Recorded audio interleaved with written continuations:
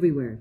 So if they don't claim a space in their home, how can they? What type of deduction can they get if they are just everywhere, like using Wi-Fi somewhere? They go to a hotel. Yeah, they can use. They can. If they spend Wi-Fi, they use. Any kind of expenses that's associated with their business. The Wi-Fi, the computer, the laptop, any kind of printers, ink, anything, those are all deductible expenses, anything that you use for your business. But what about if you have a main telephone that you use for business, mostly and every once in a while for personal calls? Well, then you just have to prorate it and put a percentage of amount that you use it for business. And what about, I use this for 50% business and 50% personal, then you can deduct 50% there. What about for healthcare expenses or medical, or other stuff for insurances? It depends. If you got the health and medical expenses from your business, then everything run through your business. But if this is a regular medical health insurance that you got from your wife from her job, then that should be personal. Let me see now. What is the other question here? Okay, so according to this individual, if she is late in filing for income tax and applies for an extension, how long is the extension given? If it's late in filing taxes? Yeah, I mean, how late can one, let's say if it's already, past deadline, but then files for an extension, when is the extension given? For LLC and corporations, September, and for personal, it's October. Oh, by the way, if they had just started their business structure this year, for example, let's say somebody starts their business, let's say in March or maybe just 2 months ago, do they have to file immediately their income tax return this April? No, that's for next year. That's for the 2017. Right now, we're filing for 2016. I see.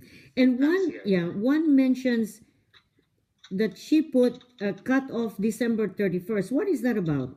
It says cut off December 31st, meaning that's probably the calendar year of the business operations. I see.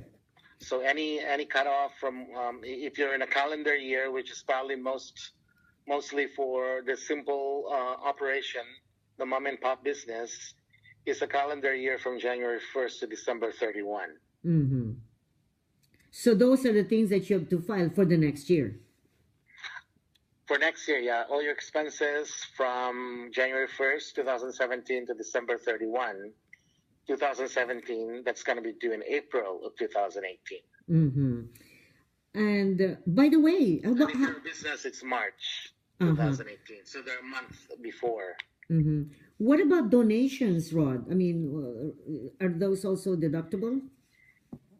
Usually donations are deductible through your personal income tax return. I mean, they're limited in your business tax return, but most are deducted under your personal income tax return. Another question. All right. So a group of people had put up their business and then would like to know whether they have to enter into a contract with another group of people who would do a project together. They would do a project together, but can they enter into a contract between the two groups? Is it better to do that way, or just have that main group do whatever project they have, and then they just fall into like one of the people that will be paid for their services?